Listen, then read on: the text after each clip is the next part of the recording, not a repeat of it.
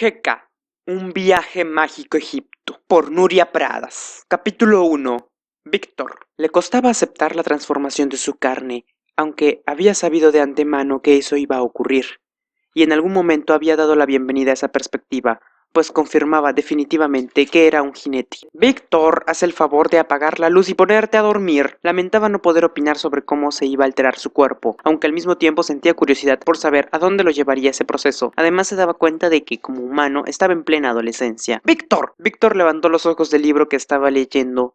La voz de su madre sonaba próxima y amenazadora. Se acercaba el momento de que entraría en la habitación y le arrebataría el libro de las manos, como siempre. La curiosidad lo llevó a desafiar un poco más la autoridad materna y leyó la última línea, en un acto lleno de heroísmo. ¿Cuándo sabré por fin quién y qué soy yo? La sombra de su madre se dibujaba en la pared del pasillo. El tiempo se agotaba y la paciencia de su madre también. Puso cuidadosamente el punto en la página que había acabado de leer y deja el libro en la mesilla de noche. Se quitó los anteojos y los colocó encima del libro. Los miró de reojo. No le gustaban aquellos anteojos, pero su madre decía que eran como un tanque de guerra, indestructibles. Al final apagó la luz. Los pasos de su madre se perdieron por el pasillo. Víctor se quedó mirando a la oscuridad con los ojos bien abiertos. Las últimas palabras que había leído se habían grabado en negrita en el cerebro. ¿Cuándo sabré por fin quién y qué soy yo? No se lo había pasado nunca por la cabeza. Una pregunta como aquella. Supuso que era la pregunta que se hacían los héroes. La repitió mentalmente. ¿Cuándo sabré por fin quién y qué soy yo? Pensó que él era un niño bastante normal, un niño de 12 años, larguirucho, delgado, con las piernas como alambres, un rubio con el pelo tan enmarañado que no había peine en el mundo que pudiera desenredarlo. Era alguien que tan solo ocupaba un espacio muy pequeño en la habitación, en casa, en el colegio, en la vida. Alguien muy diferente a Eragon, su héroe. Eso era evidente. No tenía ni una zafira que le leyera sus pensamientos.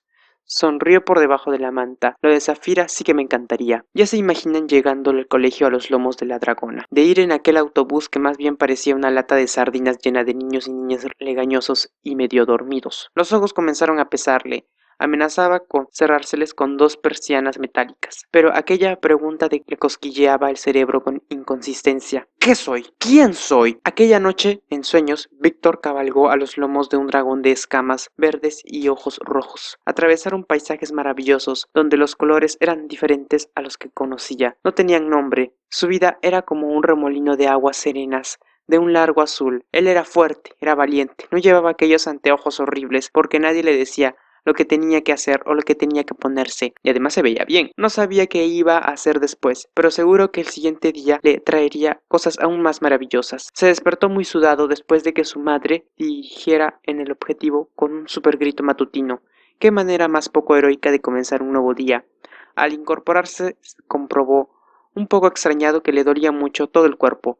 Tenía los huesos tan molidos como si en realidad hubiera estado cabalgando toda la noche a lomos de un dragón. Aquella idea lo hizo sonreír mientras bajo la ducha intentaba quitarse de encima las últimas motas de sus sueños. Aquel día que comenzaba prometía ser exactamente igual a los otros que le habían procedido. Despertador, materno, ducha y desayuno rápido de pie en la cocina. Siempre era así, pero hasta ahora nunca se había planteado que podía ser diferente. Se colocó la mochila en la espalda y caminó encorvado por el peso. Se dirigió hacia la parada de autobús que lo llevaba al colegio. Como cada día, se encontró con su amigo Jaume Camperols, que ya de buena mañana se ponía a hacer las canalladas más estrambólicas que uno se puede imaginar, con Roger Miro, el rey de los chistes malos, con Mariona Stiff y sus ganas incontrolables de hablar, y evidentemente con los ojos negros y misteriosos de Claudia, que, para su desgracia, parecía como si no se hubiera enterado de su existencia sobre el planeta Tierra.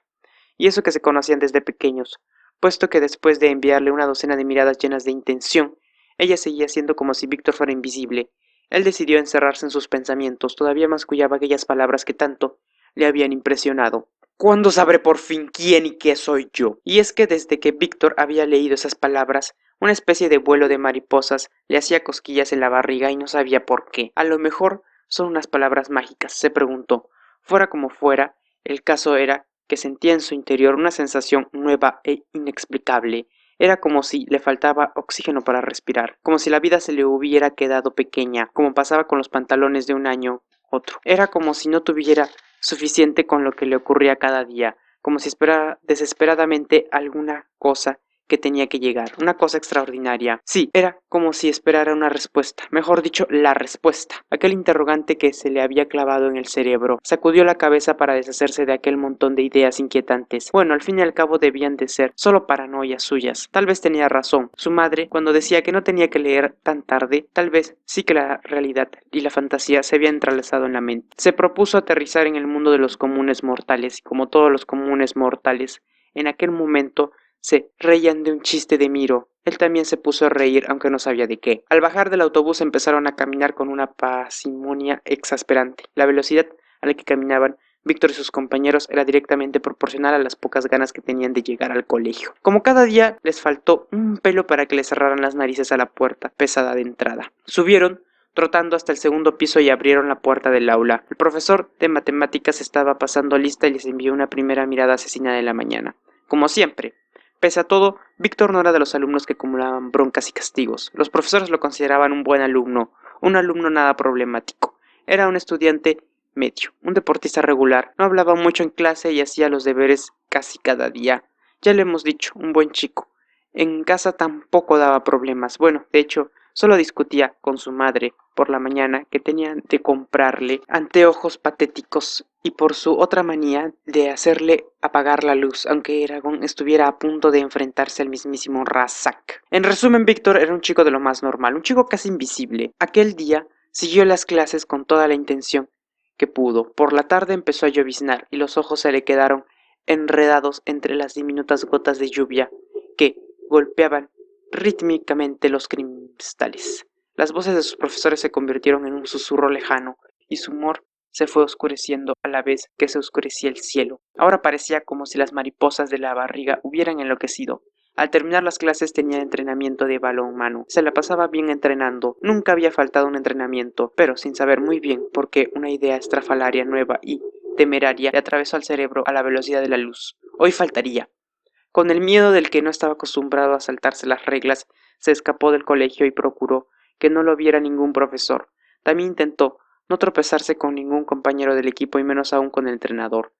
No fue una misión arriesgada como él pensaba, al contrario, salió a la calle sin ninguna dificultad. Había parado de llover, una patina de humedad hacía brillar las aceras, los coches de edificios, la ciudad parecía encantada, estaba mojada y tenuamente iluminada por una luz neblinosa.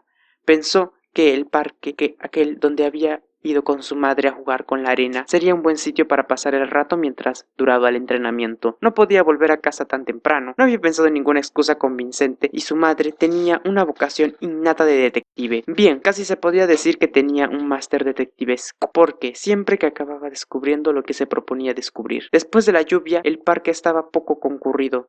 Los árboles chorreaban gotas de agua, una luz gris y misteriosa lo envolvía todo. Reinaba el silencio. Parecía uno de los bosques enigmáticos de sus libros de dragones. Se sentó en un banco sin preocuparse de la humedad que le caleaba la ropa, pero enseguida empezó a tener frío. El cielo se iba oscureciendo y de hecho lo que deseaba más en aquel momento era irse a casa a merendar, pero había tomado una decisión y la iba a mantener. Había sido capaz de cambiar la rutina de cada día, de romper las normas. Para Víctor era como una especie de experimento. Unos gramos de novedad en la vida de cada día. No se echaría atrás. Bueno, de hecho, ya no podía echarse atrás. Una sombra negra lo invadió. ¡Qué tontería! Pensó, y qué aburrimiento, siguió murmurando su cerebro. Agarró una rama y se puso a dibujar el contorno de Saphira, la dragona de Eragon, sobre la tierra arenosa y húmeda del parque. No era la primera vez que dibujaba a Saphira, aunque normalmente utilizaba aquel, pues echaba de menos no tener a mano alguna cosa verde con la que representar la bella piel escamada de Saphira. Pensó que estaba alucinando por el hambre o por el miedo, porque de repente le pareció ver un resplandor verde en el suelo, dentro del perfil de dragón. Primero se asustó un poco, después, en cambio, usó la cabeza para encontrar una explicación. Seguramente aquello verde, fuera lo que fuera, debió de haberse quedado enterrado a poca profundidad y sus maniobras con la rama lo debieron de sacar a la superficie. Siguió dándole el objeto con la rama hasta que se quedó al descubierto. Brillaba mucho, a simple vista parecía un escarabajo, pero no era un escarabajo normal, sino una especie de joya muy bonita con un resplandor metálico y esmeralda. Se inclinó para ver mejor aquel objeto. El corazón y la curiosidad fueron más deprisa que la razón y la prudencia. Víctor estiró la mano hasta tocar el escarabajo brillante. Inmediatamente sintió como si un rayo lo estuviera atravesando la mano. Después, el mundo desapareció.